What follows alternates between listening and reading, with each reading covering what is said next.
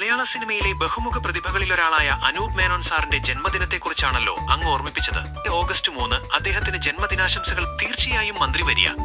നടൻ, ജനപ്രിയ തിരക്കഥാകൃത്ത്, സംവിധായകൻ, ഗാനരചയിതാവ് എന്നിങ്ങനെ മലയാള സിനിമയുടെ പല മേഖലകളിൽ തന്റെ മുദ്ര പതിപ്പിച്ച വ്യക്തിയാണ് അനൂപ് മേനോൻ.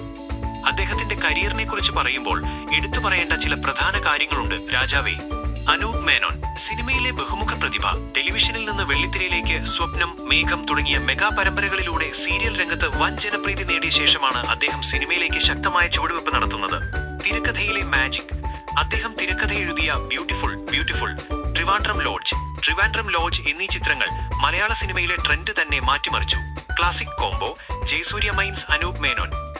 ഇവരുടെ കൂട്ടുകെട്ടിലിറങ്ങിയ ചിത്രങ്ങളും അതിലെ ഗാനങ്ങളും, മഴനീർത്തുള്ളികൾ, ശലഭമായി, രത്നപ്രഭയുള്ള ഡയലോഗുകളും മലയാളി പ്രേക്ഷകർ എന്നും നെഞ്ചിലേറ്റിയവയാണ്. അഭിനേതാവ് ആൻഡ് സംവിധായകൻ.